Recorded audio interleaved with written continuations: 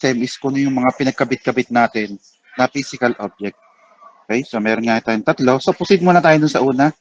Yan, yung tinatawag nga nating spring mass model. So, kaya siya tinawag na spring mass model because our model or yung system natin ay consist ng spring, which is yun, ito, at mayroon siyang mass na connected dun sa dulo. Ayun, yun lang dahilan kaya tinawag siya na spring mass model. At syempre, kailangan yung spring or yung spring na lang ay doon niya connected yung ating mass na yun. Kaya may word na mass. And then sa kabilang end, edi yung ating ang ground o yung parang fixed point. Okay? So, pagdating sa spring mass model, magsisimula muna tayo doon sa spring lang. Ito. So, ang term niyang ginamit niya dito ay unstretched na state ng spring. Okay? So, sabihin, yun nga, yun naman, maliwanag naman, unstretched siya. So, wala pang kahit na load na nakalagay dyan. And then after that, yun, yung box na, yan, nilagay dito, edi dyan nga natin ilalagay yung ating mass. At yung mass nga, kaya nga mass, ibig sabihin yun, ay meron siya equivalent na weight. So therefore, kapag binitin mo dito yung mass, hihilahin ngayon ng mass pababa kasi nga may bigat siya. So nandito na siya. So ito yung unang state ng ating spring mass model. At from this point, yung ating computation lagi or kahit derivation ay lagi magsisimula sa state of equilibrium. Ayan. So lagi magsisimula sa equilibrium. Okay? So at equilibrium, so supposedly, meron tayong tatlong equations ng equilibrium. So meron nga tayong summation ng force x, which is equal to 0. Ito yung padalwa, summation ng force y. Then meron pa nga tayong tatlo, which is summation ng moment, which is equal to 0. So yan yung tatlong equations lagi ng equilibrium. Yan yung sa x, sa y, at yung moment. Okay? So dito, kaya y lang yung ginamit natin kasi yung motion ng ating mass is just purely vertical, which is ang vertical nga ay y-axis. Okay? So therefore, there is no need na para hanapin ang summation ng force x. Kasi ang lalabas lang dyan ay 0 is equals to 0 kasi wala naman talagang x na component, kaya 0 equal to 0. Eh, ang 0 equal to 0 para dito sa atin ay hindi ganun ka-significant ang ibig sabihin yan. Kasi tama naman talaga 0 equal to 0. Pero hindi yan, pwede na lang siguro, hindi usable sa atin. Same as lang din dito sa summation ng moment kasi linear lang yung motion nito. So that's why, pwede na muna natin itong skip itong dalawang equation na to at pupunta nga tayo dun sa isa sa tatlong equations ng equilibrium, which is summation ng force y. Again ha, ang gagamitin lang muna natin sa ngayon ay summation ng force y. Okay? Isa pang ulit ha, existing nga, kumbaga nga sa state of equilibrium, meron lagi tayong tatlong equation. Merong x, merong y, merong moment. Ngayon yung dalawa, there's no need na sa ngayon lang ha, there's no need na sa ngayon na isulat pa natin kasi nga magiging 0 equal to 0 lang din yun. Okay? Kaya ang gagamitin na lang natin or sinulat ko na lang dito is just simply summation ng force y. Which is nga equal to 0 kasi nga state of equilibrium. Okay? And then next ay yung direction. Ayan. So normally, di ba, ang direction for y ay pataas ay positive, pababa ay negative. So yun ang normal na. Yung normal na pinag-usapan lagi, pataas ay positive, pababa ay negative. Pero ngayon, kung napansin nyo, babalik na rin natin siya. Ang dahilan lang, kaya babalik na rin natin, ay para hindi maging komplikado yung computation natin, especially dito sa spring. Kumbaga, ang ginawa lang natin ay sinundan lang natin yung direction ng stretch ng spring, which is pababa. Yun lang ang dahilan talaga, kaya ang ginawa na lang natin direction na pababa ay positive. Kasi meron pa tayong Kasi pataas tapos pababa yung motion ng spring, pataas yung positive. So, sa may salita ay magiging dagdag pang step. Okay? Yung dagdag na step na yun ay pwede pang ikalito ng lahat pagdating sa direction. So, para masimple, magiging computation natin, we will just simply use downward direction as positive. Yan, kaya naka-indicate siya dito. Okay? So, may drawing tayo, mayroon nga tayong equation na gagamitin, and in order to magamit itong equation na ito, kailangan ngayon natin may drawing yung tinatawag nga natin FBD, which is ito yung katabi niya. Yan yung FBD nitong ating mass na ito, yung FBD. Yan. Again, yung mass nga natin ay may weight, may mass, kaya may weight. Yan, pababa lagi yung weight. Then, yung spring, yan, dahil nga siya na-straight, okay? So, ang tendency lagi ng spring ay bubalik sa kanyang original state. Kaya, ang direction ngayon ng force exerted by the spring ay pataas. Kasi nga gusto niyang bumalik lagi dito sa state na to. So, kaya siya pataas. Okay? Or nagkaroon nga tayo ng tension ng spring, that's why letter T yung ginamit dito. Tension or mahila yung spring. Yung weight, wala lang problema, lagi naman kasi yung pababa. Pero yung tension ng spring nga, katulad sabi ko, gusto niya laging bumalik dito sa state na to, dito sa unstretched. So, gusto niyang hilahin ngayon, pabalik sa taas, itong mass na ito. That's why yung direction ng ating tension ng spring ay pataas. So, yun nga. So, ito na nga yung direction. Pataas yung tension ng spring, pababa yung ating weight. And then, susundan nga lang natin yung ating summation ng force, where pababa nga ay positive. Kaya ngayon, yung weight na yun natin na pababa ay siyang ngayon magiging positive. Tapos yung tension natin pataas ay siyang magiging negative. So, yung summation ng force, y, dito na nga. And then, dahil nga tayo may tension ng spring, so therefore, gagamitin natin yung equation para sa spring.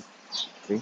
Where yung force exerted by the spring is laging proportional to its deformation or yung change sa kanyang length. Okay? Na itong equation nga ito nga yung tinatawag natin Hooke's law.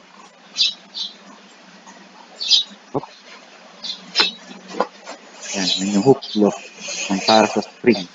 Okay?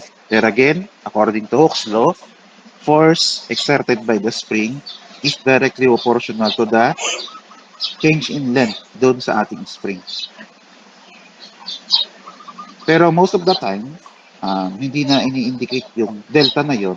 Pero katulad nito, ang ginamit na lang natin ay yan, delta ST. So, ST, parang start lang ng, yung start, yung pasimula ng lahat ng ito. Kaya delta ST.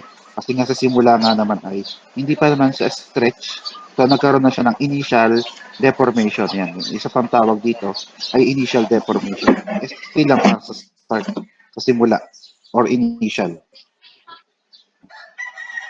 So, therefore, following our Hooke's law dito, so lalabas nga yung ating equation nga dito would become force is equal to K delta X. Okay? So, where again, F is our force exerted by the spring. Delta X is our deformation ng spring. And then yung K nga ay yung tinatawag nating spring constant. Spring constant. Okay?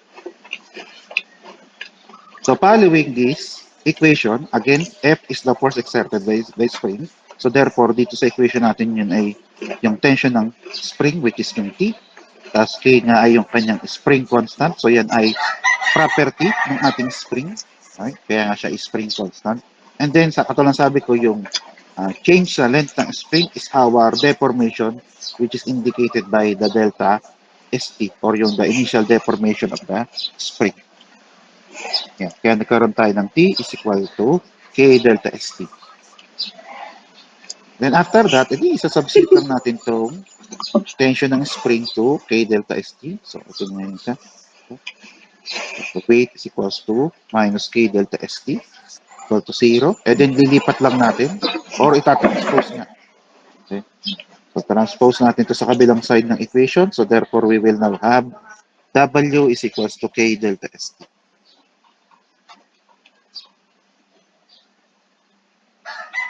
Okay naman? Okay naman yung ano? Hindi ba nakaputol-putol? Okay naman yung explanation ko? Okay naman po, sir. Thank you.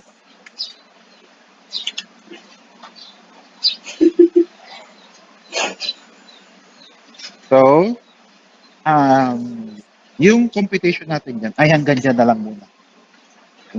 Ang dahilan kaya dyan na lang muna kasi kapag nag-cross multiply tayo or nag-divide ng K, nag-divide ng delta ST, wala na masyadong improvement na mangyayari dun sa equation natin ito. Okay? So, para hindi na rin maging kagulo itong equation na to, we will just stop right here. Nung mailipat yung K delta ST dun sa 0, ayan. So, hanggang dyan yung magiging computation natin under state of equilibrium. Okay? Ayan. So, yan yung sa state of equilibrium. Sige, kahit mamaya na lang. Siguro sa dulo. And then next, okay? So, ito yung drawing kanina. Okay? So, ito yung drawing kanina. Nilipat ko lang. Okay? So, katulad ng sabi ko nga, yun, nakasulat naman doon. Ayan nga ay yung tinatawag natin state of equilibrium. Okay? So, yan yung sinasabi kong position of equilibrium doon sa definition ng ating mechanical vibration. So, ayan yun. So, sabihin nga, nakatigil yan. Pero, syempre, kailangan ay magkaroon niya ng vibration. Then, in order this object to have a vibration, ibig sabihin ay from our state of equilibrium, kailangan natin siyang hilahin pababa. Ayan. So, kung di man malinaw yung arrow, yan ay hinila pababa. Okay? Then, pagkatapos hilahin pababa, edi, bibitawan mo. Edi, pag binitawan mo ngayon yan, magkakaroon tayo ngayon ng oscillation. Edi, pagka nagkaroon ng oscillation nga ito, at nagbuo back and forth siya between 2 points, edi, mayroon na nga tayong mechanical vibration. So, ulit na. Ito nga ay state of equilibrium. So, yun nga, from the word equilibrium, hindi yan gumagalaw. Pero syempre nga, vibration. So, dapat yan ay gumalaw. At para yan ay gumalaw, hihilahin natin yung pababa. So, ang dahilan din, kaya hinila natin pababa at hindi tinulak pataas, ay para lang din masunod yung ating direction kanina na positive ay pababa. Okay? Para na rin hindi maging problema kapag inuurong natin pataas, yung negative na yun ay malilito na lang tayo. Hindi naman siyang komplikado. Malilito na lang tayo sa halip na itulak natin pataas. Kaya para yung X natin ay palaging positive, puro pababa na lang yung motion natin. Okay? So, ilang dahilan kaya nag-set inito. Binaliktad lang natin para mas madali natin maintindihan yung buong computation na yan. So, yun na nga. So, itong mass natin na to ay hinila natin pababa dito sa position na ito. So, pagdating dito sa position na to, yung force involved pa rin ay una, ay yung force, ay yung weight pala, sorry. So, syempre, yung weight ng ating mass na to, which is syempre, kahit ibabago yan. Kaya yung manatiling W dito. Pero, pagdating ngayon dun sa tension ng ating spring, katulad ng sabi ko nga dito, sa Hooke's law, diba, yung delta X na yun is the deformation ng ating spring. Eh, diba dito nga siya nagsimula? Ayan. Kaya nga dito ko nilagay ito. Okay? So, nagsimula siya dito. Ito yung line. Nagsimula siya dito hanggang dito, yung state of equilibrium. And then, hinila pa natin siya pababa. Okay? So, following our Hooke's law, okay, which is tension ng spring is equal to the spring constant multiply by its change ng length ng ating spring. Okay? Starting from our state na unstretch yung ating spring hanggang dito sa hinila na natin siya pababa, yung total deformation ngayon natin would now consist of the initial deformation nitong spring, which is mula dito hanggang dito, plus the additional deformation due to yung initial na pool natin. So therefore now, itong delta X ngayon ay dalawa ngayong part. Isang the initial deformation plus the additional deformation itong X. So dahil nga yung additional deformation, ayun nga yung paghila natin. At kung napansin nyo nga, parehas na siyang bababa. At yun din ang dahilan para nga itong delta X na to ay hindi natin problemahin yung magiging direction. Kasi nga, pare-pare, padagdag, puro sa padagdag. So, plus lang tayo ng plus. Which is nga yung nangyari dito. Okay? So, nagkaroon tayo ng tension ng spring, which is equal ngayon to K, multiplied by the initial deformation plus the additional deformation. Okay? And then, itong point na ito ay magkakaroon na nga tayo dito ng vibration. May nakalagay dito. Okay? So, dahil nakalagay na dito ay at vibration, ibig sabihin nito, dalawang part siya lagi. Magsisimula tayo sa state of equilibrium, katulad ito. Then after that ay meron na tayong state ng vibration. So, nag-move back and forth na siya. At katulad ng sabi ko, dahil ngayon nga siya ay gumagalaw na, ibig sabihin ngayon, may paggalaw ngayon yung ating mass na ito. Okay? At yung galaw ni ngayon ay equivalent to a acceleration. Okay? Na yung acceleration din natin ay sabihin na muna natin pababa din siya. Okay. Again, kaya sa pababa ay para na nga din masundan yung direction natin na pababa. Hindi pala. Amo na. Ano na lang pala, ang mas tama kasi na lang ay dahil hindi na natin siya pababa, ay na lang siguro. Okay. So dahil hindi na natin ito pababa mula dito hanggang dito, ay di nagkaroon din siya na acceleration pababa nung makarating siya dito. Kasi nga ito ay state of equilibrium, diba? So dahil hindi na natin siya pababa, so therefore nagkaroon siya na acceleration pababa, ay na lang. Mas tama yun para sa una kong sabi. O isa pa ha, dahil nga ito hindi na natin pababa, so therefore nagkaroon siya din acceleration pababa. Okay. So ano na muna yan, para hindi ka malito. Acceleration muna na lang ng na pababa, which is inward. Acceleration na muna ng left. So kahit ganyan na lang, wag ng MA. Ang pababa na lang ng kanyang acceleration. Okay? So therefore, dahil nga ito'y gumagalaw, meron ngayon tayo parang dalawang set ng FBD. Isang FBD para sa ating forces at isang FBD para sa acceleration. Dalawa ngayon kasi hindi lang natin pababa. Okay pa ba? Okay pa naman? Malinaw pa naman, ano? Opo. Ayan, sige. Thank you. Yeah, sige. Continue natin. So, kung kanina nga, di ba sabi ko nga ay equations of equilibrium ang ginamit natin. Ngayon naman, ang gagamitin naman natin ay ito.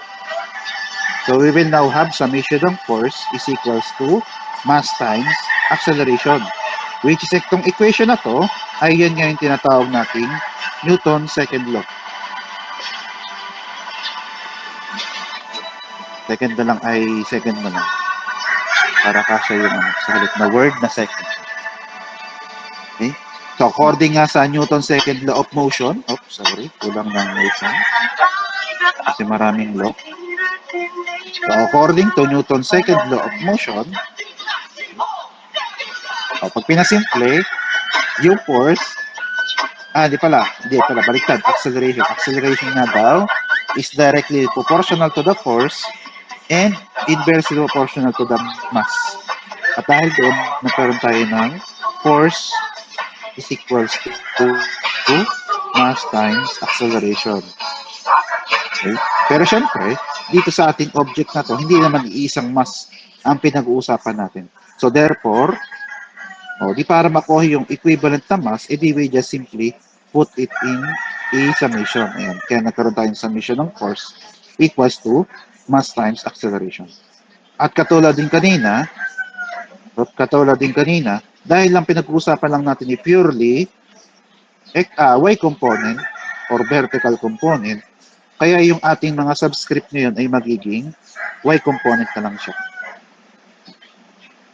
Kaya meron tayong summation ng force y is equals to mass times acceleration ng y. Ayan, kaya pinalitan ko na rin ito ng ay para hindi na rin kayo malito. And then, katulad din kanina, yung dahilan nun, yung positive ay pababa. Okay? Okay? So, yun ha, pag ganito, kailangan maliwanag kasi pag hindi nyo nilagay ito, edi conventional na summation ng force ang gagamitin natin. Conventional meaning nga ay pag pataas si positive, pababa ay negative. Yan, kaya nga ito ay maliwanag dapat kung anong ginamit yung direction ng positive direction. Kaya lagi ng ganyan. So, pababa ay positive. Okay? Ulitin ko pa ulit ha, yung acceleration niya kaya pababa ay dahil yun na lang, hinila na lang natin siya pababa. O, nung hinila natin siya pababa, nagkaroon siya dito ng acceleration na pababa. Okay? So therefore now, we will now combine yung force at yung acceleration. Simulan mo natin sa force. So yung force, simple lang kung napansin nyo. Weight pa din, minus ng tension ng spring.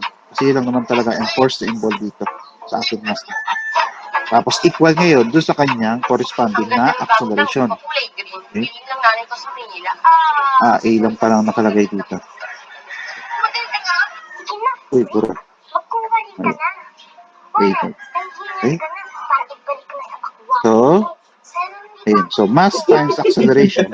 Pero nga siya ay pababa.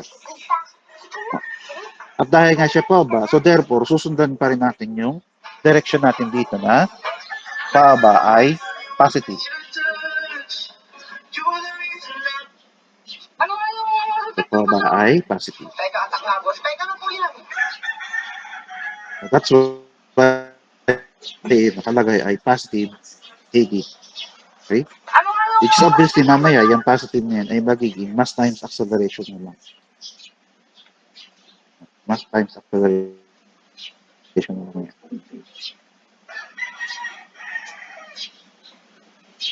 Sabi ko kanina nga, yung tension ngayon nating spring ay nagbago ng equation.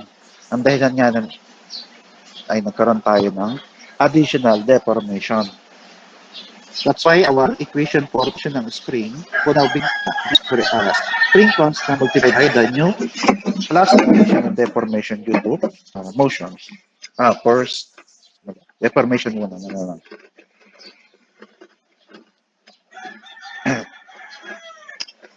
Hindi na nga, sinabsigit natin ngayon. Ito pala, sinabsigit natin ito dun sa ating tension ng spring. Okay. So, yan, naging negative na siya. Negative K, tapos nandun sa loob yung sum ng dalawang deformation natin.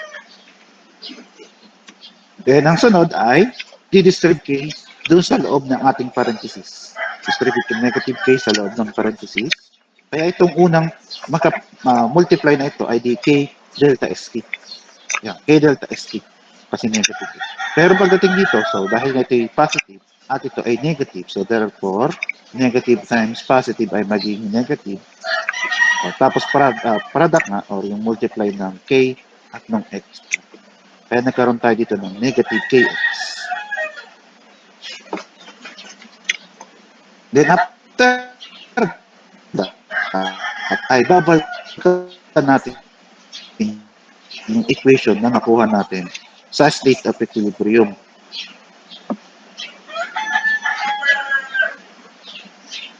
Na according nga to the state of equilibrium, sabi nga natin dito, ay ayan, nakalagay din naman dito. Diba? Sabi nga natin, at state of equilibrium, sabi nga natin, T is equals to K delta S. The rate is equals to K delta S. So therefore, itong part na ito ngayon, equal na sila. Therefore, this now would become equal to, okay? Ito nga ay galing na dun sa equation natin kanina. W is equals to K delta S. kahit gano'n na lang, yung lagyan nyo ng araw, tapos gawin 0, kasi maliwanag ko na yun yung nangyari dito, nadabalik. Then, edi, ang natira na lang dito ay yung negative kx at yung MA sa kabilang side ng equation.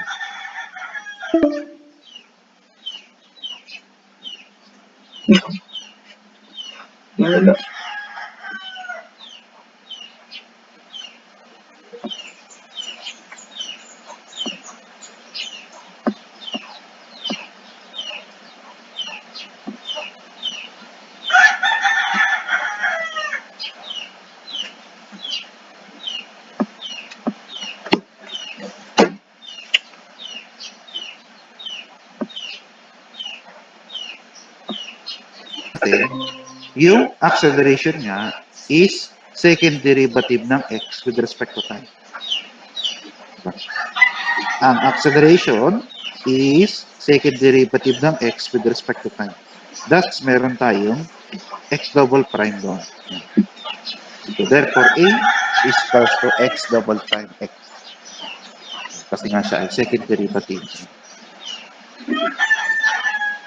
O, tapos, edi yan na yung equation natin. Okay? At pagka nagkaroon tayo dyan ng equation na yan, ang magiging sagot natin, okay, would be x is equal to c sub 1 sine ng square root of k over m times t plus c sub 2 cosine ng square root of k over m times t. At hindi kayo nagkakamali ng tingin, parang may gap between dito. Kasi bakit mula dito sa simple equation na to ay nagkaroon ng sine cosine? Eh, wala naman ditong trigonometric function, di ba? Tapos nagkaroon pa ng c. Diba? Okay? Kasi yung nasa pagitan na to ay dyan na nga papasok yung tinatawag nating differential equation. Okay? Kasi nga meron tayo dito differential equation. At ang tawag natin sa differential equation na yan ay, ayan. Ang tawag natin sa differential equation na yan ay homogeneous linear differential equation na merong second order. So, homogeneous, ang dahilan kaya lang naging homogeneous kasi yung differential equation natin ito ay naging equal to 0. Yan, equal lang to 0, kaya siya homogeneous. Linear, kasi yung increase ng ating derivative ay linear, paisa-isa. So, bakit? Kala ko ba paisa-isa, bakit naging dalawa na agad? Kasi ang nangyari dyan ay yung first derivative ay parang ang ano tawag doon? Yung constant or yung coefficient na lang. So, mx double prime. Yung coefficient ng nung single prime, okay, double prime, single prime, ay 0. Isulat ko na lang yung word na 0 para maliwanag. 0. Tapos x prime. Tapos plus itong kx. Okay? O, linear pa rin yan kahit wala ito. Okay? E di lagyan lang natin ng 0 as coefficient ng single prime natin. And then, ang increase ng derivative natin ay wala, isa, dalawa. Paisa-isa lang yung increase. Okay? Kaya siya tawag ay linear. Yan, linear ang ating differential equation. And then, meron pang term dito, second order. Ang second order ay yung highest na derivative natin, which is second derivative. So, the second derivative, that's second order. Kaya meron tayong second order, homogeneous, linear, differential equation. At anong gagawin natin dyan? Ito yun. Yan, yung magkakaroon ng tinatawag na characteristic equation. Yan, characteristic equation. Tapos base dun sa characteristic equation, kukunin natin yung sagot ng R. Hindi pala sa atin ay lambda. Pagdating sa lambda, ay di base dun sa lambda ay magiging equation ngayon siya. So, i-apply natin ngayon ito. Ito nga yung napag-usapan nyo sa may parting padulo nga ng differential equation. Okay? Yung ang tawag ay merong differential operator. Ayan. So, again, ito yung ating homogeneous linear differential equation. Ito. Again, ito yung Ito nga yung ito. Yan. So, mag-a-apply ngayon tayo itong arrow na ito. Ganyan natin ina-apply yung differential equation. So, from here, welcome ko yung kanina. Ayan. Good. Ayan. So, from here, ang una nga natin ginagawa ay we will introduce our differential operator. Okay? Ang ginagawa lang sa differential operator ay kung pang ilang derivative meron yung ating common na variable which is yung x. Kasi nga ito yung x at yung x. Okay? So common yung x. So therefore, we can factor it out. Yan, nakalagay. Factor. Then after that ay i-indicate natin yung kanyang ano ba, order or yung basta kung pang ilang derivative siya. So kahit ito yung x lang, so parang consider siya as ang derivative niya ay to the zero. Okay? Na walang derivative. Walang derivative. O, pag wala ay zero. Kaya ay zero derivative. Kaya okay, parang consider nga siya as 1 yung derivative dito. Pero ito, second derivative. At kapag second derivative, ang gagawin lang natin dun sa differential operator ay yun, naka-d squared. Katulad din dun sa ating normal operator dun sa differential, di ba? Yun, naka-d squared x over dt squared. So yung d squared na to ay parang ito na rin yun. Tinawag differential operator. O, tapos wag lang kalilimutan niya na i-factor out yung x. Okay? Kasi nga yan yung common na variable dun sa dalawang differential operator natin. Ito nga ay wala ng d kasi nga parang ang consider siya as d to the 0 which is 1. O, d to the 0, wala nga d to the 1, ito yung d to the 2 or d squared. Okay? Ito nga equal to 1. Okay? Pag 1, lalo na may constant, hindi na natin i-indicate yung 1. Okay? So, ito na yung maging equation natin in terms ng differential operator. Then, pagkatapos nun ay kailangan na natin kunin yung tinatawag na characteristic equation. Okay? So, ang gagawin lang sa characteristic equation ay kukunin lang itong nasa loob ng parenthesis na to. And then we equate it to 0.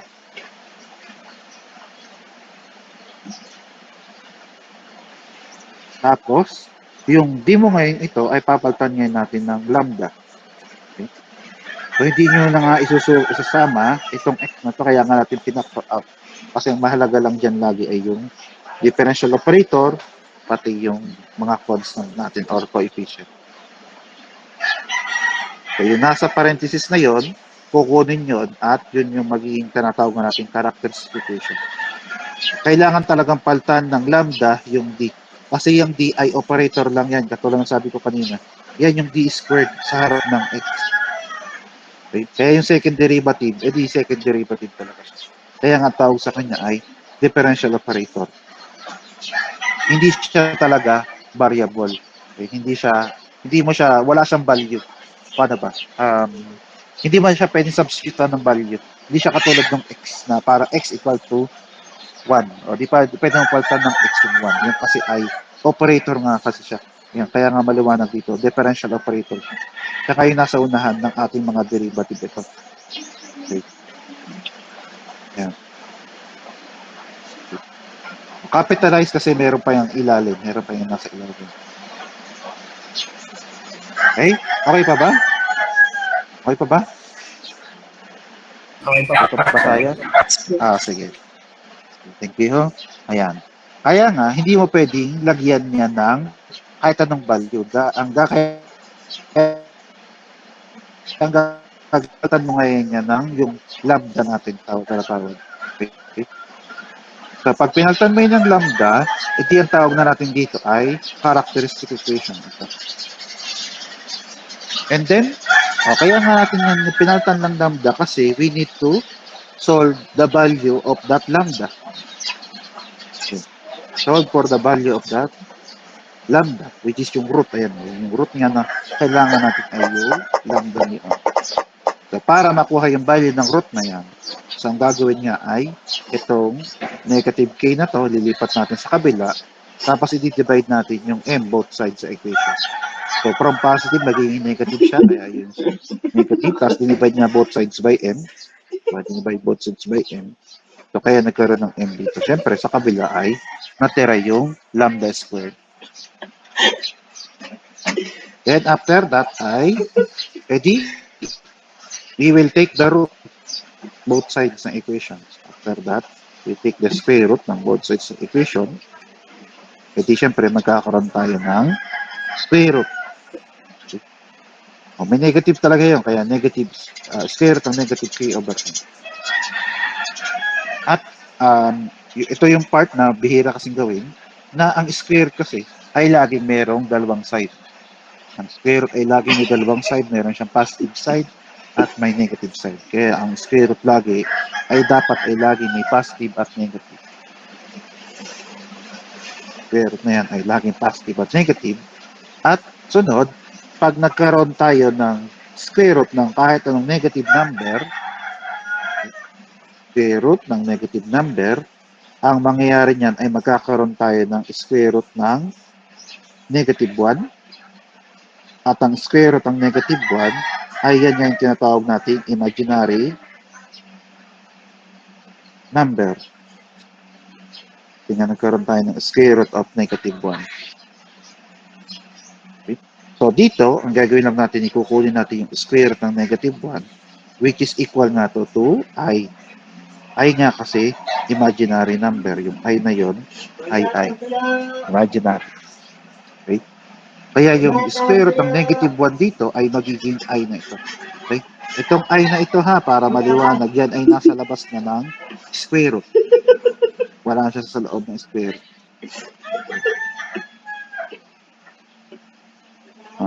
Itong I na ito, ulitin ko lang, yan ay nasa labas ng square root. So, nilagay ko lang siya dito para nga ma-indicate na parang pinactor out lang natin yung square root ng negative 1, kaya nagkaroon tayo dito ng imaginary number. Tapos, ngayon, yan na yung talagang final answer natin or final na value ng root. Kasi hindi na naman natin kaya pang gawin itong square root ng k over m na to. Yan na talaga siya. Tapos, aalamin ngayon natin kung anong root nga natin. Ang root nga natin ng lambda, ayan, katulad na pansin dito, ang root nga natin ay may I. At ang tawag nga natin sa may I is imaginary number. So, therefore, this is a imaginary number.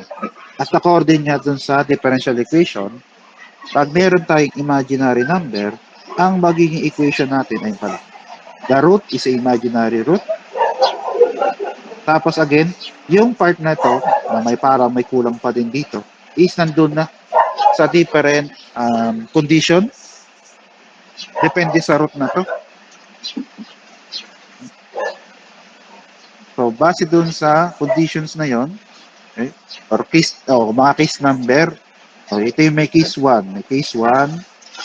Case 1 kapag ang root ay positive value or number. Okay? Case 1 kapag number. So, case 2 kapag imaginary root.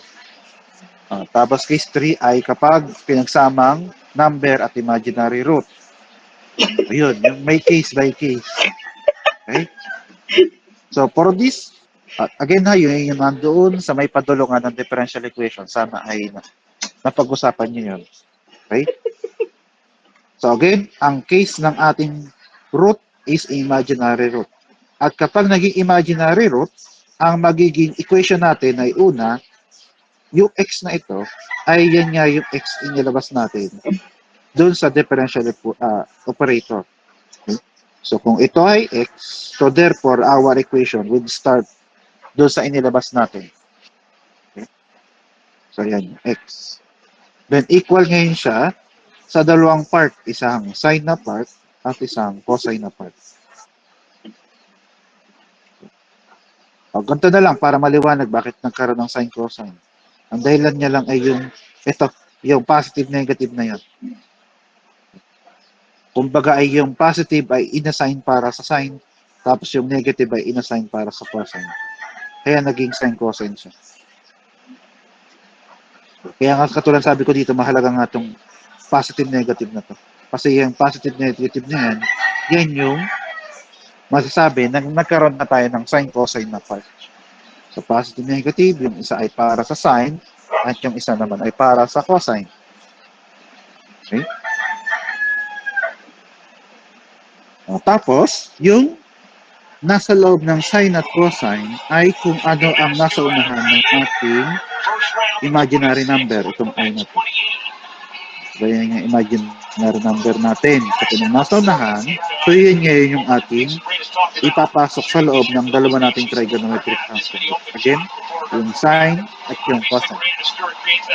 Kaya kung napasin nyo, nagkaroon tayo dito ng square root of k over n. Okay? O, tapos, di ba, pag nag-integral tayo, di ba, lagi may cosine, may constant. Okay? So, dahil mayroon tayong dalawang function na nangyari, which is sine and cosine function, edi meron siyang kanilang coefficient. Okay? Or, coefficient, which is c sub 1 and c sub 2. Then last ay bakit ngayon to nagkaroon ng time? San lupalop galing yung time? Pag tirinig nyo ito, walang time, di ba? Bakit ngayon to nagkaroon ng time? Yung time na yon ay galing lang dito sa second derivative ng ating x. Kasi nga, di ba, sabi nga natin, second derivative ng x is equal to d squared over, ayun na sa ilalim, dt squared. Okay. So, kumbaga nga, base dito sa equation na to, yung x nga yung ating equation na yun, equation na yun, letter na yun sa labas. Tapos yung variable ngayon sa ilalim, yan yung input natin. So, ilalim siya, yan yung input, so yung nasa taas, yan yung output. Kaya nagkaroon tayo ngayon dito ng equation na ganito. Kaya babalikan ko dito, from here, naging ganito yung equation natin. Okay, again, yung nawawala dito, ay part na nga ng ating differential equation. Okay? Okay, kaya, tanong. Imik na lang, hindi ko kayo kita. Ayan, nandito kayo sa likod. Kaya hindi ko kayo makikita kapag nag-raise ng hand. Wala naman. Yan na, para maliwanag ha, ito kayo ha. Cellphone yung gamit ko, hindi ko kayo kita. Kaya pa, imik na lang ha. Imik na lang kayo kapag magtatanong.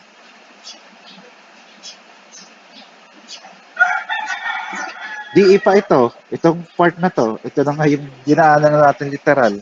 Itong case na to ay madami ito. Oh, may case na ang tawag doon? Oh, real number ang root. Oh, ito yung another case. Imaginary ang root. May case na pinagsama yung real at imaginary yung root. May case na umulit yung real. May case na umulit yung imaginary. Yun yung mga sample cases dito. Okay? Na yung kada case din may kanya-kanyang equation. Okay? Kaya nga itong part na to, ito yung equivalent ng equation according nga doon sa case na yun. Kapag nga ang root natin ay imaginary, ito yung equation na gagamitin, may sign of cross. Para lang maliwanag, kaya siya nga naging sign of cross. Dahil nga lang nung positive negative niya, kaya nga binigyan ko ng emphasis yung positive negative niya. Oops. Ito nga. Hindi, nagano lang. Loading lang to. Loading lang. So kaya nga naging positive negative. Kaya nga binigyan ko ng emphasis yung square root ay laging positive at negative. Okay? Ang dahilan kasi naman yun yung magiging cos kaya nagkaroon tayo ng sine at cosine dito. Tapos kung yung nasa unahan ng I, yun yung yung square root of k over m. Yun na yun. Yung nasa unahan. Yung I ay kasama na rin siya dito sa sine cosine. Kumbaga yung isang positive I ay sine, yung isang negative I ay para sa cosine. Tapos lagi naman yung may constant. So sa halip na plus C, doon na siya pupunta sa kanya-kanilang function. Ito yung C1 at yung C2.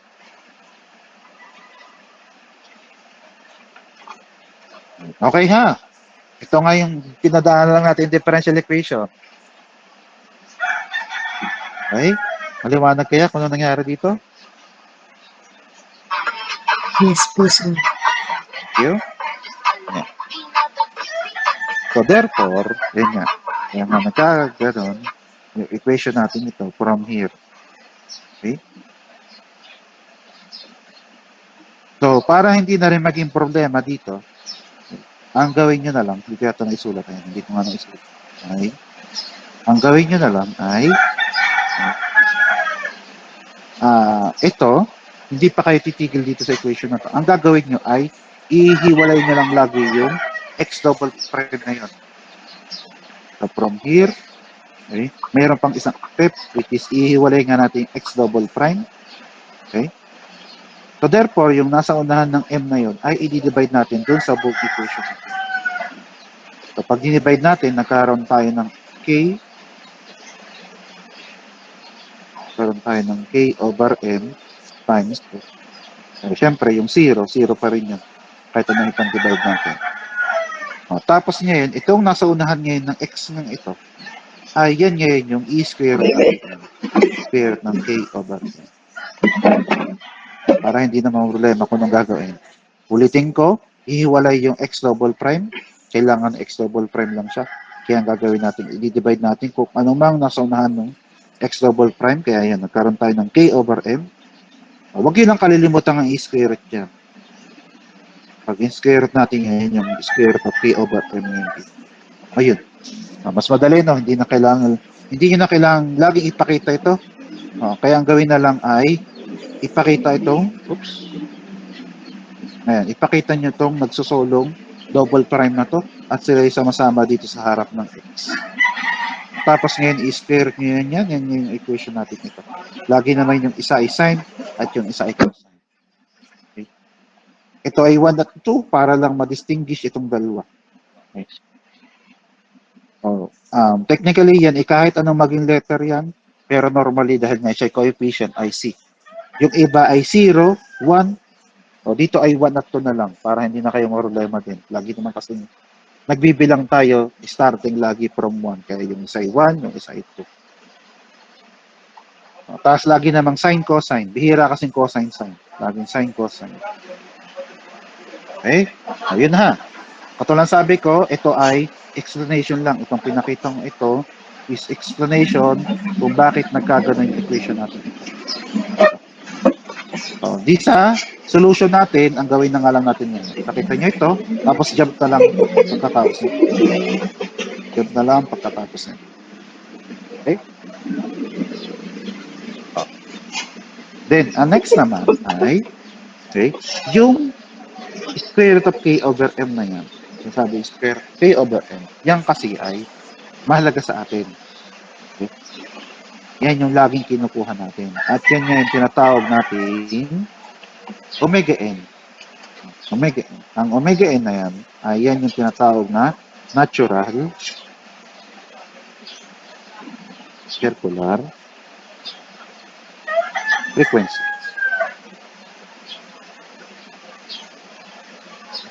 Sinulat ko ba kanina? Ayun pala. Natural circular frequency. Okay? Okay, sige, sulat ko muna dito. So nga, ang tinatawag natin dyan ay natural circular frequency. That's why mahalaga yung ending yun. Yung end na yun, isabihin ay natural. So natural dahil nga siya ay free.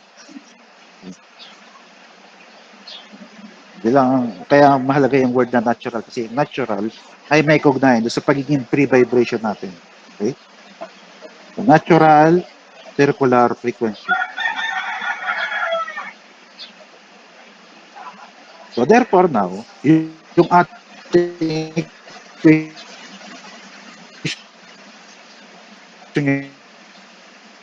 na medyo malaki-laki na equation na ito, ay pwede ngayon natin palitan na mas maikli.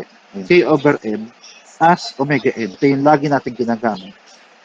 Ay x is equal to c sub 1 sine omega nt plus c sub 2 cosine omega nt. Ayan. At yan yung lagi nating equation na gagamitin under pre-vibration.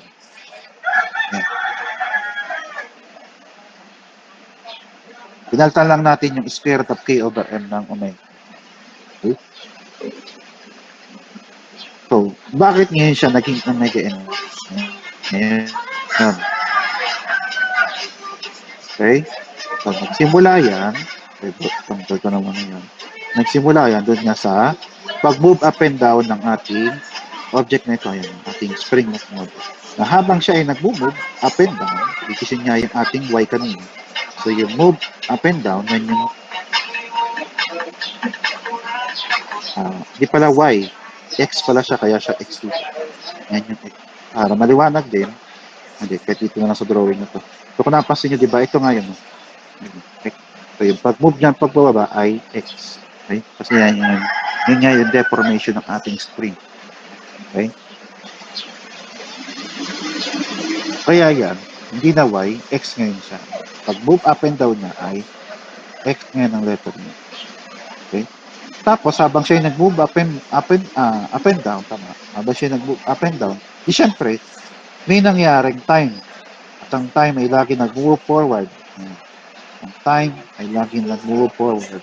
Moving forward ang time natin. Okay? Habang siya nataas ba, edi nag-move forward yung ating time. Okay? At kapag pinilat natin or tinrace natin, yung pag-move up and down niya, habang nag-move yung time, yan. So, nagkaroon tayo nitong line na ito. Okay? Sa paha. Tandahan. Okay, sa halip na y, ang moving up and down, naging x na nga siya. Ang dahilan kaya naging x ay dahil ng motion ng ating spring ay vertical, ay x. Ayan. Pinapansin nyo, x nga yung deformation ng spring natin. That's why, yung vertical motion ngayon yan ay x, hindi na y. Kaya kung napansin nyo rin, yung equation natin dito ay x din. Okay? So that's why, kung ipa-plot, kung gagawa tayo ng bagong x and y axis, yung y ngayon, ay yan nga yung x natin. Na kung saan, yung pababa ay positive, pataas ay negative. Kasi nga, binaliktad natin siya. Pero yung time, edi, lagi namang isang direction yun. Okay? Laging pa-forward ang direction yun. Ngayon nga, habang ito ay nag-move up and down, ipa-plot natin siya against the time. Okay? At kaya rin natin siya in-against the time dahil nga, kung napansin nyo, yun din yung equation natin dito. So that's why we have a plot of x against the time. Okay? Yung time, ito palang time, ito yung x na sinabi ko dito. Okay? Kaya yan yung ating coordinate system ngayon. Ito yung time, ito yung x. Ayun nga. So pag pinalat natin, yung pag-move up and down natin, habang nag-move siya sa time, yan. So nagkaroon tayo nitong line na ito, itong pulang ito. Okay. Yan pulang yan. At yung pulang yan ay sine wave. Okay? Sine wave. Sine wave. At ang isa pang tawag sa sine wave or kapag ang isang object ay nag-move sa isang sine wave, ang tawag ngayon natin sa motion na yun ay simple harmonic motion or sa iba ay SHM. SHM kasi simple harmonic motion kaya SHM. Yan yung mga shorthand term niya. O, isa pa ha, kapag itong ang line na yan, kapag pinalat natin ay magiging sine wave.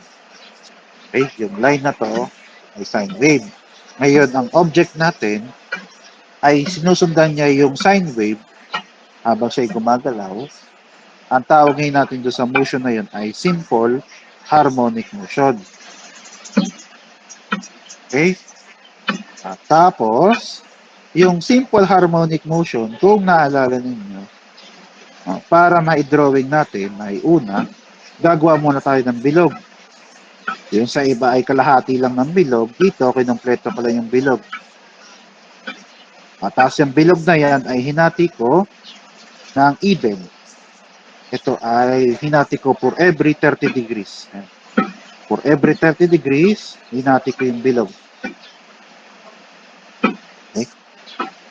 So yung direction naman lagi ng angle natin ay laging from positive axis, positive x-axis rather, starting from positive x-axis, then counterclockwise. Yan. Kaya pag ganun. Kaya 0, 30, 60, ayan. Nakita niyo yung ikot ng ating angle. Again, starting from positive x-axis, paikot na ganun. Na kung saan nga yun, 360 at yung 0 ay iisang pwesto. O tapos, itong bilog na ito, na hinatin natin at equal angle, ay ititrace natin siya horizontally. Again, ito pa rin yung ating x-axis dito. At ito nga yung ating time. Yung x na to. Yung y ay yung x, tapos yung x ay yung time. Katulad ng sinabi ko dito. Na ang gagawin nga natin ay kung ilan natin beses hinati yung bilog, ay ganun din natin kadaming beses hatiin yung ating time na to. Time t. Kung sabi natin, ganito kalayo itong 360, so hatiin natin to into 12 kasi ang alam ko ay 12 ito. So hatiin sa 12 na line hanggang ma-reach ng 360. Ito, marami niyang line na vertical. Okay. Ngayong vertical line na yan ay equal ang distances to each other. Okay. And then, okay. Ay, susundin ko ba? Nag-loading dahil nag-load. Then, ito na sabi ko, yun yan, mga yan ay may vertical line. Okay? Na yung vertical line na, kung napansin nyo rin, ay kung ano yung angle na hinati natin dito, ay yun din yung label dito sa ilalim. Kaya meron tayong 50-30 dito, kasi nga katulad sabi ko, yung bilog kong ito ay hinati ko for every 30 degrees. Yan. Kaya yung ating time dito ay for every 30 degrees. O, tapos, yung kada angle na to ay gagawa natin siya ng horizontal line. Okay, yan. Makikita nyo horizontal line na yan. Yun. Ito yung sa 120-60. Then, ito yung sa 90 sa taas. At tapos, ayan na lang. At tapos, kukunin ngayon natin ang intersection ng dalawang magkapares sa angle. Ay pala, 0. Baka kasi makalimutan ng mag-0, magtampo ang 0. So, yung 0 na nandito, kapag pinareject natin yung horizontal, di syempre, nandito rin yung 0 angle. That's why we have a point right here. May point 5 doon.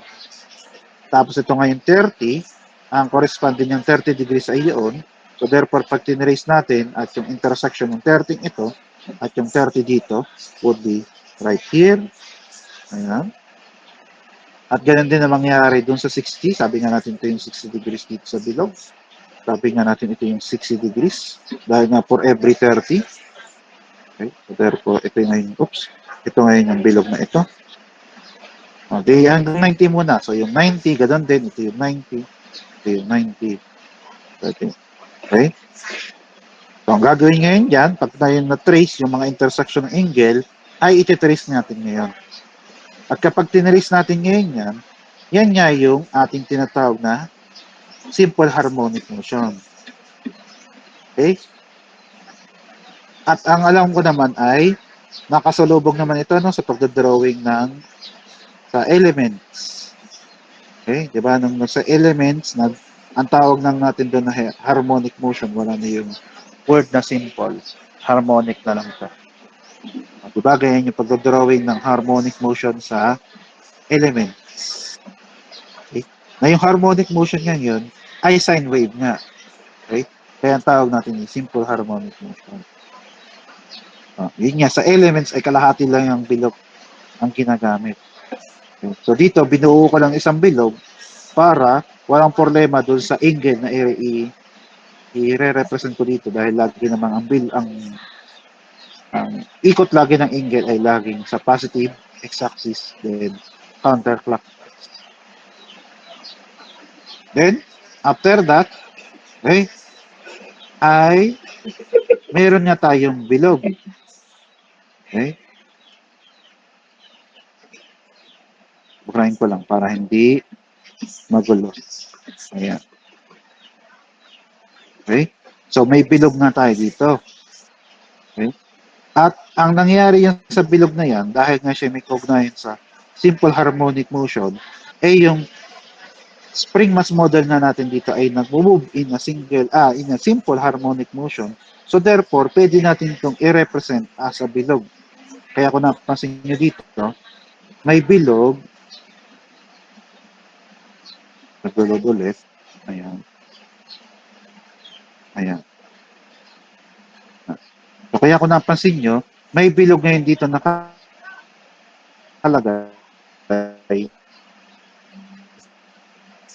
Oop, oop. Hindi. Loading nga ito. Mali ka. Ayan. So, kaya kung napansin nyo, may bilog na pwede mong ilagay pang nagkakaroon tayo ng moving up and down doon sa lipat-kilipat, nasa edge kasi siya. Ayan. So kung napansin nyo, pwede tayo maglagay ng bilog na yon na naka-impose doon sa ating spring mass model. Kasi nga may kaunayan yung bilog na yon doon sa kanyang motion. Okay?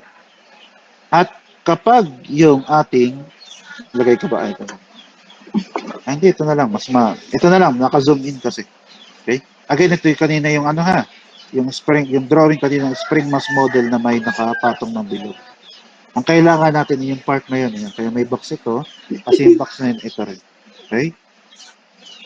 Na yung mangyayari kasi dyan is, kung nasa ang tapat yung ating mass na yun, ay kukunin natin yung katapat niya doon sa bilog. Which is ito.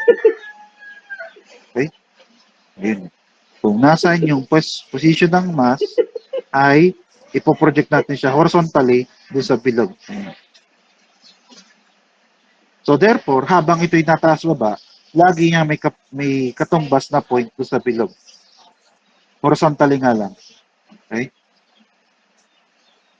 At ang mangyari ngayon, habang siya nataas baba, at tinitrace ngayon natin yung bilog na yan, okay?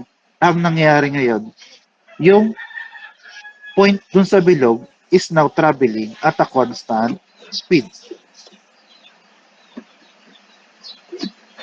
Okay? At ka pa, ulit ha. So yung mass na ito, kukunin natin yung equivalent niyang point doon sa bilog by projecting it horizontally. Okay? Ipo-project natin horizontally, so kaya nakuha natin yung kim ito.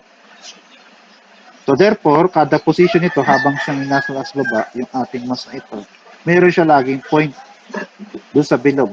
Okay? Via projecting horizontally.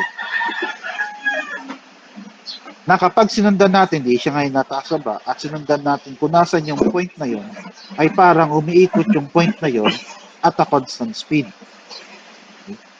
At yung speed na yon, ay yun na yung tinatawag na nating natural circular frequency. Kaya din siya naging omega. Okay? Kasi nga, di ba, ang omega ay yan nga yung ating tinatawag na angular speed or angular velocity. Yan. Omega ay angular speed or angular velocity. Depende na lang kung pinag-usapan. Pero bilis pa rin naman. Okay? Kaya ang nangyari ngayon dito ay naging omega ngayon yung representation. Okay? At yung omega ngayon, yan yung kinuha natin square root of k over 2. Babalikan natin ulit na. Ang dami nangyari. Okay? So, una nga ay meron tayong spring mass model na nag-move up and down. Okay? At habang siya nag-move up and down, kapag pinirap natin yung motion niya against the time, kasi nga motion against the time, so yun yung ating equation kanina dito, kaya yun din yung magiging graph natin dito, nagkaroon nga tayo ng simple harmonic motion. Na nakukuha natin yung simple harmonic motion via projecting yung position ng angle natin horizontally. Thus, kaya tayo nagpo-project horizontally ng mass natin horizontally rin kasi yun din ang ginawa dito. Kaya din ito, ginawa kong isang buong bilog sa halip na kalahating bilog lang. Kasi nga, itong bilog na ito ay pwede natin din i-represent na bilog din dito. Sa halip na kalahating bilog lang. Isang bilog lang siya. Okay? O katulad din nga ito, pinag-project natin horizontally. So therefore, ganun din ang gagawin din natin dito. Yung point na yon ay po-project din natin horizontally. Okay. Pag pinroject natin yung horizontally, against the time, nagkaroon nga tayong simple harmonic motion. Kaya ito yung kaugnayan dun sa naka-impose na bilog na ito. Itong pagdodrawing ng simple harmonic motion. Anong harmonic motion? Kung tawagin nung tayo nag-element. Kaya yung simple harmonic motion ay pwede nga natin i-represent as bilog na yan Katulad nito, di ba? May bilog, tapos may full harmonic motion. At katulad din dito, di ba, pinoproject nga natin horizontally yung kada angle natin. So, ganun din dito. Ang kukunin lang natin ay yung position ng ating mass habang siya ay nag-move up and down. Okay? Dito na lang, mas malaki-laki. Ipo-project lang natin horizontally yung position ng ating mass habang siya ay nag-move up and down dito sa bilog. At kapag natin yan nga ay nag-move at a constant speed. Kasi katulad din siya dito sa so even spacing.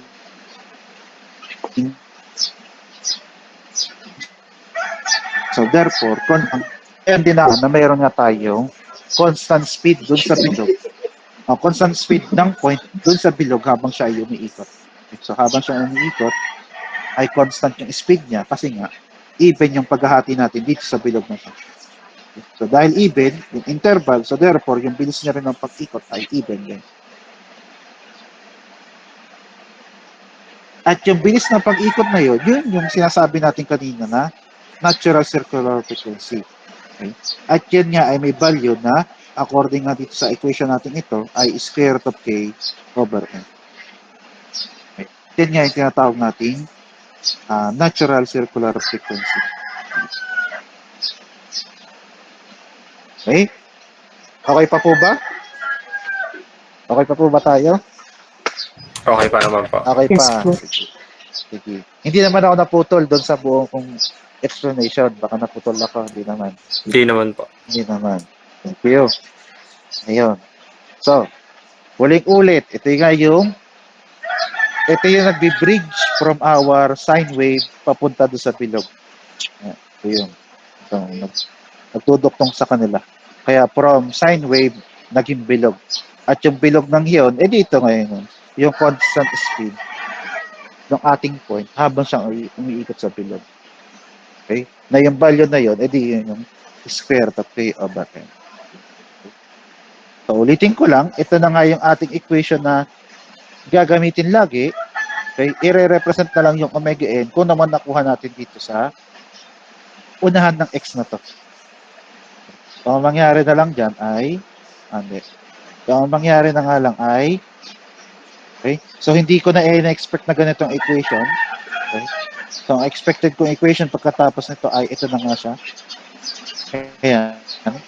So, therefore, x is equal to c sub 1 sine omega nt plus c sub 2 cosine omega nt where may nakalagay sa tabi, semicolon, where omega n is equals to square root ng k over n.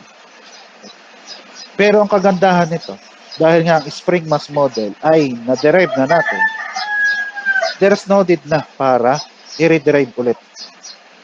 So, hindi nyo na kailangan gawin ito kapag ang pinag-uusapan natin ay spring mass model. Okay. So, kailan malalaman kapag spring mass model? Kapag may spring at may mass na nakaduktong doon sa spring na yun. Automatically, spring mass model na yun. Okay. It doesn't matter kung anong orientation niya, kung siya ba'y nakabitin, kung siya ba kayo nakahiga. As long as meron tayong spring at may nakaduktong na mass doon sa dulo ng spring, at syempre, kailangan yung kabilang side ng spring natin ay nakapix. Kaya lagi mahalaga yung grounding yun. Di yun ay automatically spring mass model. At kapag spring mass model nga ay may equation tayong ganito at meron tayong value ng omega n na square root ng k over n.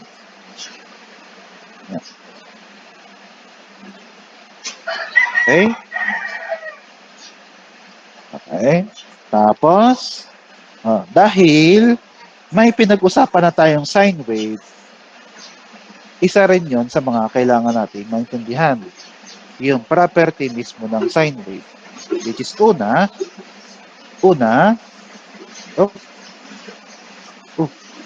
mali ito, load. Ayan, ang una laging property na meron ng sine wave ay yung tinatawag nating period. Ayan. Okay. So again, period as defined, it is the hindi siya distance kasi siya ay time. Okay? Katulad ng sabi ko, di ba, yan, no? X, kasi ito ay time. Okay? So, yan na lang ay duration. Okay? O, duration, o yung time interval between two consecutive na common points sa sine wave. Consecutive kasi kailangan siya ay magkasunod. Common point kasi nga dapat ay kung ng point dito na kinuha natin dito, edi yung corresponding ng common point sa sumunod. Okay? So kung ito yung kinuha nating point, kung ito yung kinuha nating point, so yung corresponding niyang kasunod na point would be right here. At yung layo niyan, in terms ng time, ay period pa rin. Pero most of the time, kinukuha siya dito sa may pinakamataas. Okay? Most of the time, dito sa kinukuha sa pinakamataas. Pinakatuktok ng ating sine wave. So, yan yung unang property ng ating sine wave. At ang letter na gamit natin dyan ay laging capital letter T. Hindi small letter kasi ang small letter nga ay para dun sa time dito. Ayan. Small letter T ay para dito. So therefore, ang capital letter T ay para sa period. Na yung equation ay period ay laging ganito. 2 pi over omega n. Na yung omega n nga ay kung nung nakuha natin dito sa equation natin ito. Ito. Okay? Kung naman ito, di yun yung omega n, edi yun yung ilalagay natin dito. Okay? So yan yung unang property.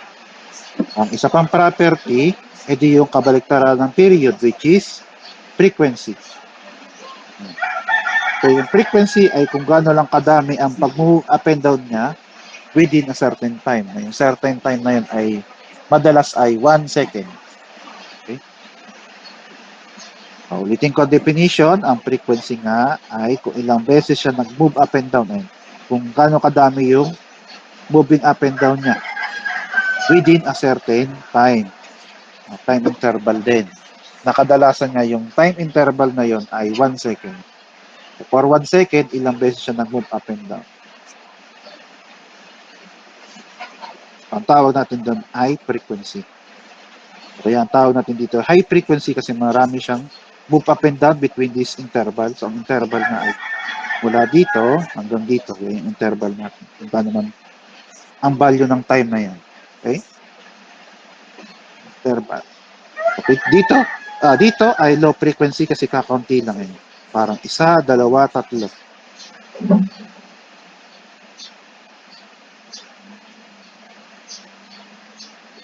Tatlo, 4, 5. Okay? O, dito ay mas madami. So, high frequency. Ito ay kakaunti. High, low frequency. But still, reciprocal pa rin siya ng ating period. At bago ko makalimutan, ang period ay laging in terms ng time, which is seconds. Okay? Second, lagi ang unit para sa period. Then, ang frequency ay marami siya. Discuss ko yata dito. Ayan pala.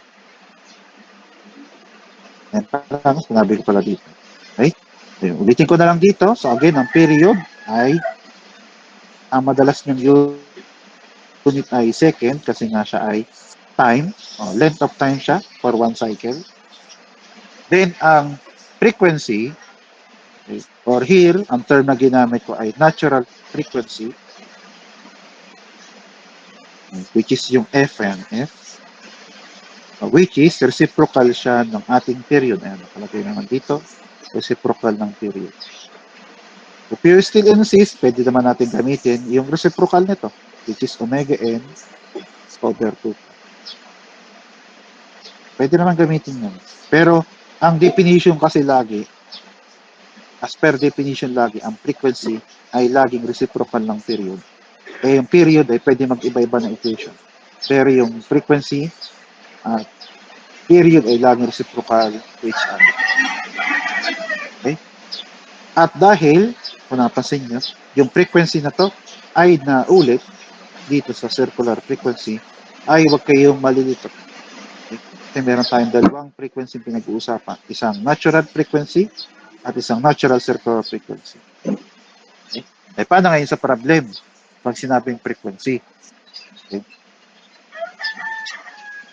Pagdating dito, okay, kung napansin nyo, ang pinakamahalagang word dito ay yung term na circular. Okay? Yung circular ang pinakamahalaga yan. Kasi nga yung omega n, okay, yan nga yung ikot ng tuldok na yon. Na yung ikot ay yung bilis niya ay natural circular frequency. Kaya mahalaga yung word na circular dahil nga siya umiikot. Okay? So therefore, kahit wala yung word na natural, nandun yung word na circular, omega n. Okay? If wala ito, nandun yung circular. Ang pinag-uusapan natin dun ay omega n. Okay? Kasi nga, ang omega n ay circular, umiikot. So therefore, pag walang word na circular, edi ang pinag-uusapan na natin dun ay itong F. So kahit nandyan yung word na natural, dahil wala yung circular, so therefore, F na yung pinag-uusapan natin. So dito, kahit wala yung word na natural, pero nandyan yung circular, omega n yung pinag-uusapan natin. So yun yung pinagkaiba ng dalawa.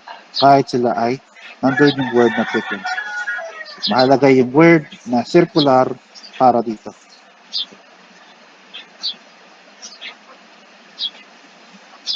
At katulad ng sabi ko, ang lagi kasing dinidefine, kahit punta kayo sa kahit anong dictionary, or kahit anong scientific or libro na pang pwede dito, basic siguro, ang pinakamalapit, or kahit anong science na libro, ang laging sabi dyan ay, ang frequency ay laging reciprocal ng period. Okay? So therefore, nakabase lagi ang frequency sa period, hindi dito sa equation na to na omega n over 2 pi na binirekta. Okay? O syempre, dahil ito yung equation ng period, pagdating dito, pwede ba talaga siyang reciprocal? Ang point ko lang dito ay, kumbaga, ang frequency ay lagi nakadepende sa period, hindi dun sa omega n over 2 pi na nakalagay dito. Okay? So, yun yung mga definition na sinabi ko kanina. Okay? Ito nga ay terms of second, ayun pa pala. So, ito ay in terms ng second. You can also try searching for others. Just try searching.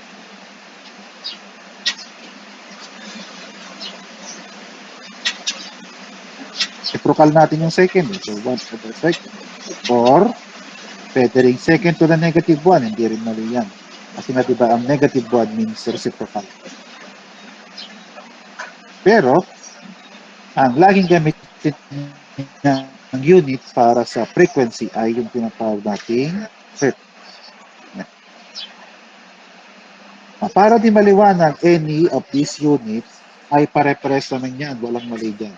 Kahit alin dyan, ay pwede yung gamitin. Kung hinihingi ay natural frequency. It can be either 1 over second to the negative 1, or hertz. Pero, pagdating dito sa circular frequency, at katulad ng sabi ko, siya nga kasi ay bilis ng pag-ikot. Yan, bilis. Diba? Bilis or speed ng pag-ikot ng ating tuldok ngayon. So, therefore, ang unit natin dito para sa natural circular frequency is in terms ng radians per second kasi siya ay bilis ng pag-ikot. At ang bilis ng pag-ikot, ang unit na laki ay radians per second.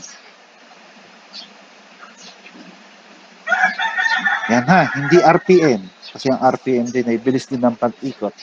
Ang omega n ay laging radians per second. Ito ay second, ito ay per second. Ayan. At basa dito ay per second. Ito ay 1 over second. Ito ay per second or hertz. At ang sabi ko, yung kung hinahanap ang value, ay di pwede nyo gamitin na unit kahit alin dito. Pero nga, ang pinaka-popular nga lagi ay itong kay hertz na unit. Tapos, ayan ha, isa pa, pagbabalik ta rin ang unit nila, ang circular frequency ay radians per second. Kasi nga siya ay bilis ng pag-ikot. O pag-ikot yung radians, edi bilis, edi per second. Kaya siya ay laging radians per second. Kasi ito ay frequency, so therefore ito nga yung unit natin. Okay? Yung lagi na pagkakamalan sa dalawa. Ulitin ko ulit, mahalaga yung word na circular kasi nga ang omega n ay naikot. Yan. Kaya kahit mawala yung word na natural, nandiyan yung circular, omega n yung pinag-uusapan natin. So therefore, pag nawala yung word na circular, hindi yun. Frequency na nga lang. Di mas lalo na pag nawala yung word na natural, obvious na obvious. Nang pinag-uusapan natin ay frequency. Ayan. Okay pa ba? TMI? TMI. Okay pa ba? Okay po po, sir. Yes po. Okay pa. Okay pa. Sige. Ano muna? Tanong muna. Tanong. Bago ako magdiretso.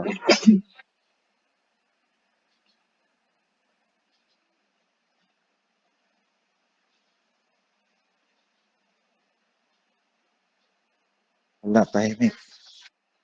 Tanong nga, tanong. Tanong? Sure kayo? Ay, sir, TMI. sa mga problem Sige, sige. Sige. drawing pa po kami ng simple harmonic motion or kadalasan given po sa Hindi na. Pinakilala ang purpose ko lang, ganito ang purpose ko ha. Kaya ako pinakilala yung simple harmonic motion na yun, is to connect yung ito sa bilog. Kaya ito, umiikot, yung omega n. Ganun lang yun. There's no need na para i-drawing ito. Alam, syempre, kailangan ng problem, pero madalas kasi hindi na, ini-skip na tong part ng pagdadraw ng simple harmonic motion. Okay, kaya? Nasagot kaya ang tanong mo? Tama, sir. Thank you po. Okay, sige. Sige, tanong pa. Habang special tayo, titigil na muna ako kasi nga, TMI, too much information. TMI, too much information. Sobrang dami na, puno na. Puno na ang utak. I-digest niya muna. Kasi dito tayo pangalan nito, ang ating pasensyahan, di ko kabisado pa ulit ang mga representative. Yun nga, representative, paalala, dito tayo magsisimula sa general equation ng from DE.